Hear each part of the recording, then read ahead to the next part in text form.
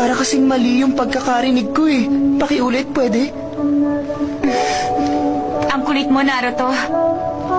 Tama ka ng dinig. Gusto kita, Naruto. Ang totoo niyan para sa akin, kaibigan na lang ang tingin ko kay Sasuke ngayon. Napagod na rin siguro akong umasa sa kanya. Hindi ko isasabihin yung sinabi ko kanina, ha? Bahala ka na sa buhay mo.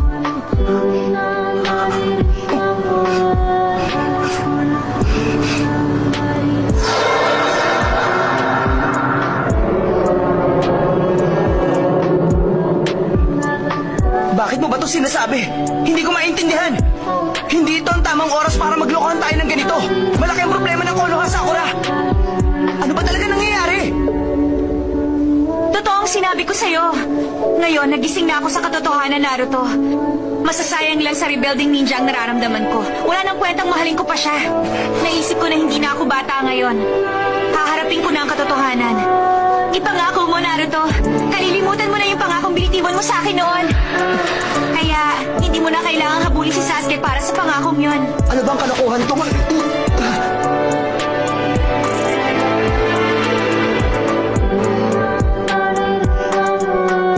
Sakura, ano ba talaga nangyari? Bakit sinasabi mo sa akin ang mga bagay na to? Bakit ba ayaw mong maniwala sa akin? Meron nga akong gusto sa'yo, yun lang yun, Naruto.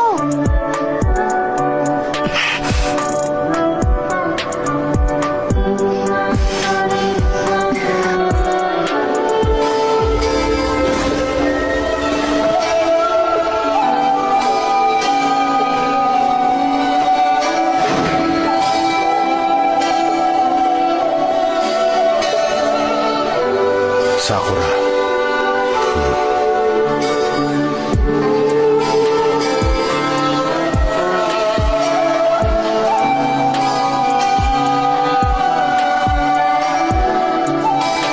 Hindi ko na maaabot si Sasuke. Malayong-malayo na siya. Pero ikaw, Naruto, alam kong kahit kailan hindi mo ako iiwang mag-isa. Palagi mo akong pinapasaya. Ngayon naiintindihan ko na ang lahat. Nakita ko na ang totoong ikaw, Naruto. Nung sinalakay tayo ni Pain, bumalik ka nung kailangan ka ng buong bayan natin. Ikaw ang bayaning pumrotekta sa aming lahat. Kaya ngayon, mahal na mahal ka ng Konoha. Isa ako sa mga nagmamahal sa'yo, Naruto.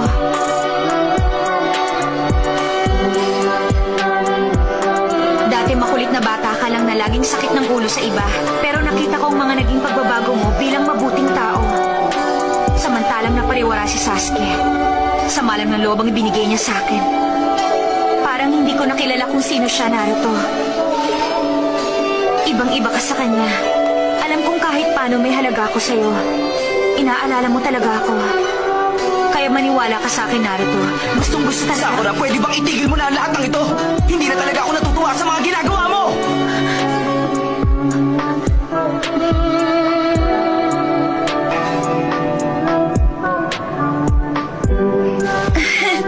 Teka, ano bang ginagagalit mo? Sinasabi ko lang naman ikaw ang gusto ko, hindi na si Sasuke. Meron bang masama doon?